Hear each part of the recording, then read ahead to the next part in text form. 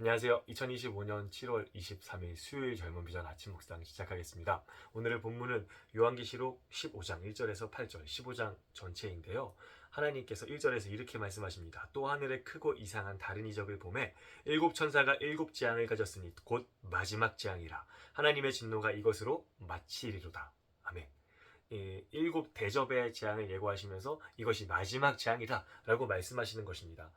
그런데 이 일곱 대접의 재앙에 관해서 주님이 오늘 15장에서 두 가지 이 핵심적인 내용을 보여주십니다. 첫 번째로 나타나는 게 2절부터 4절까지 기록된 불이 섞인 유리바다 같은 것 앞에 있는 이긴 자들의 모습입니다. 그리고 그 다음에 나타나는 것이 이 성전, 증거 장막의 성전이 열리는 모습인데, 자, 이 일곱 대접의 재앙 가운데에서 증거 장막의 성전이 열리고 있는 모습을 보였다. 이게 도대체 무슨 의미일까요? 이걸 살펴보자면요, 5절에 또 이 이후에 내가 보니 하늘의 증거 장막의 성전이 열리며 기록되어 있습니다.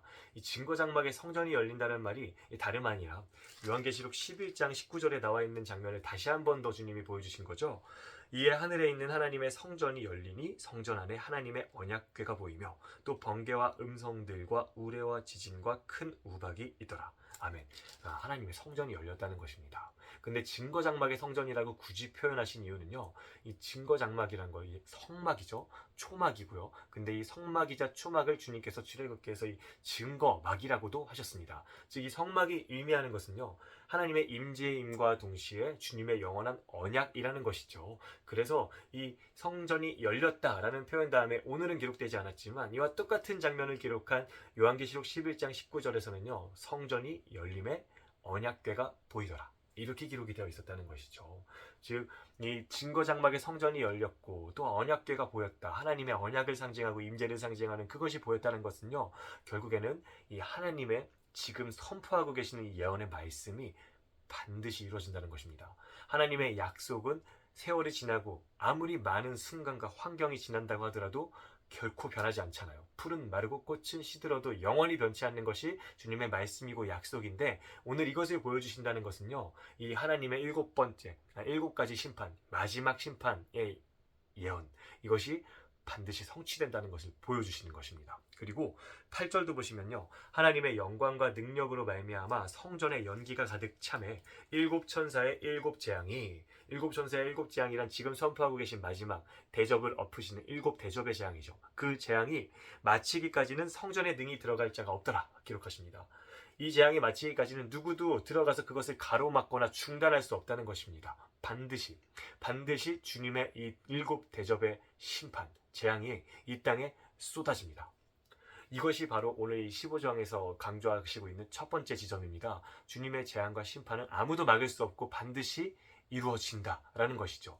그런데 이 일곱 재앙이 반드시 땅에 쏟아진다, 이 말씀을 하시기 전에 주님이 먼저 보여주시는 게 있습니다. 그게 뭐냐면 2절에서 5절인데요. 2절을 한번 볼게요.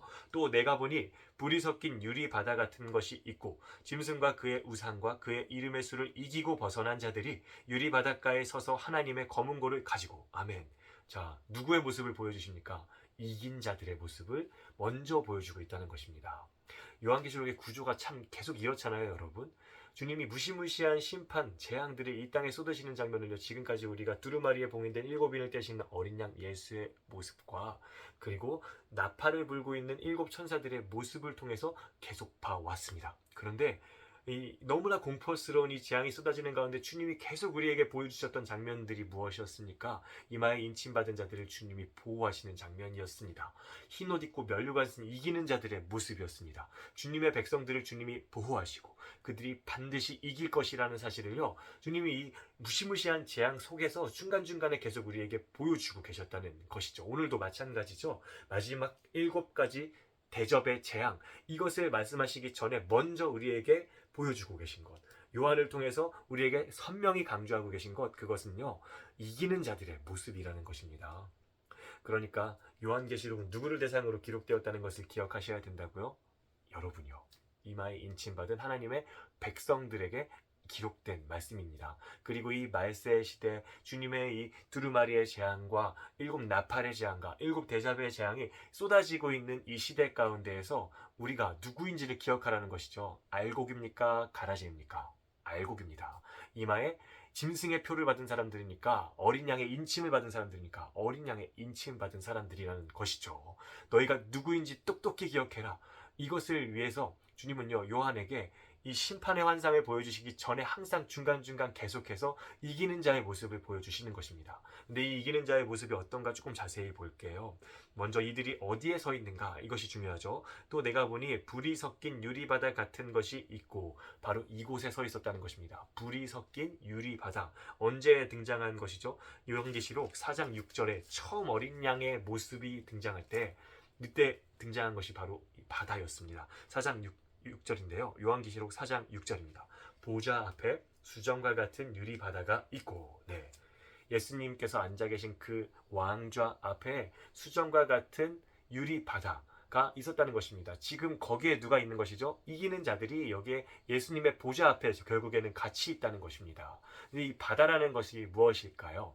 네, 이것은요, 물론 홍해 바다를 상징하는 단어이기도 하지만 여기서 사용된 용도, 지칭하고 있는 것은요, 성전의 기구입니다. 열왕기상 7장과 그리고 역대상 4장에 기록되어 있는 아주 큰 물두멍을 말하는 거예요.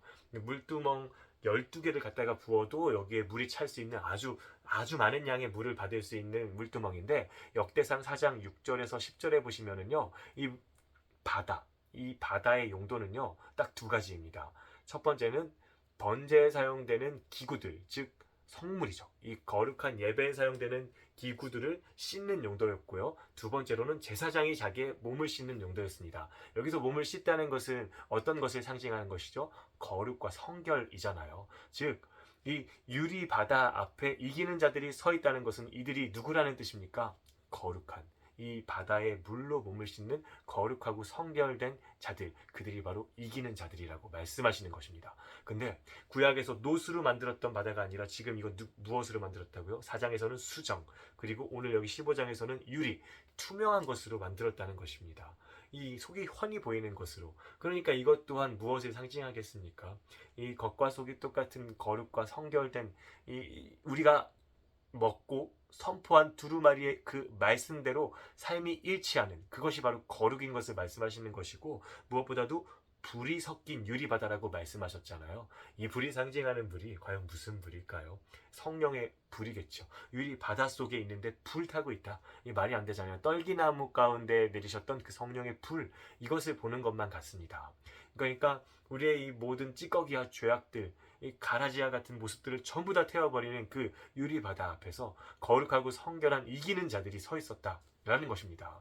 근데 이 이기는 자들의 특징이 무엇이라고요?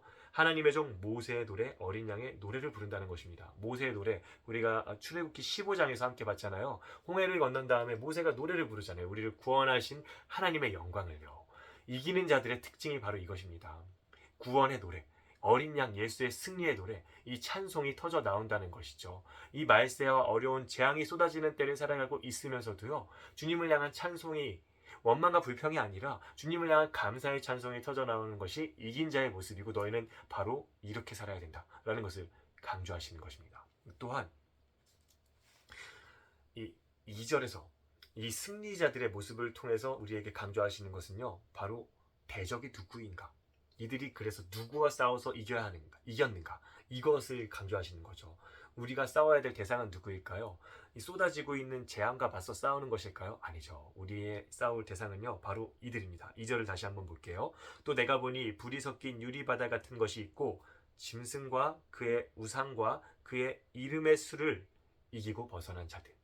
그러니까 우리의 싸움의 대상이 누구라고요? 짐승, 예수 그리스도를 대적하는 사탄의 세력들, 그리고 그의 우상, 이 짐승들이 하는 것, 하나님이 아니라 다른 것을 경배하게 만든다고 했었죠. 다른 우상을요. 그것들과 싸워 이기는 것입니다. 그리고 그의 이름의 수를 이기고 벗어난 자들, 13장 18절에 나왔었죠. 지혜가 여기 있으니 총명한 자는 그 짐승의 수를 세워보라. 그것은 사람의 수니 그의 수는 666이라. 우리가 잘 알고 있는 666이라는 그 사탄의 숫자라는 것이죠. 이것은 짐승의 수고, 이것은 사람의 수입니다. 하나님의 수가 아니죠. 그러니까 익히 알고 있는 하나님의 완전수가 아니라는 것입니다. 666이라는 수가 굉장히 커 보이고 그리고 적지 않은 수 같지만 결국에는 이것은요, 사라져 없어질 가라지라는 것입니다. 이 모든 짐승의 상징, 짐승의 방법, 이것들과 우리가 싸워서 이겨야 된다는 것이죠. 결코 예수 그리스도께서 우리에게 내린 심판과 재앙, 주님의 뜻과 맞서는 것이 아니라 그 예수님의 뜻을 대적하는 주님의 말씀 반대 방향으로 가게 만드는, 부정하게 만드는 이 모든 것과 싸워야 되는 것이 바로 이기는 자인 우리의 숙명이라는 것입니다. 여러분, 주님께서 일곱 대접, 마지막 재앙을 보여주시기 전에 이기는 자들의 모습을 보여주신다는 것은요, 우리가 누구인지를 보여주시는 것이고 우리가 어떻게 살아야 되는지를 보여주시는 것입니다. 우리 이기는 자의 모습으로요, 보좌 앞에, 그 투명한 수정 유리 바다 앞에 언제나 우리를 성결하게 씻으며 이 입술에 불평과 불만이 아니라 찬송, 감사의 찬송의 노래가 끊이지 않는 이기는 자의 삶을 살길 주의 이름으로 축복드립니다. 기도하겠습니다. 하나님, 언제나 이 유리 바다에 나의 몸을 거룩히 씻고 주의 그 은혜를 찬송하며 이기는 자로 승리하게 하여 주시옵소서. 예수님의 이름으로 기도드립니다. 아멘. 승리하세요, 여러분.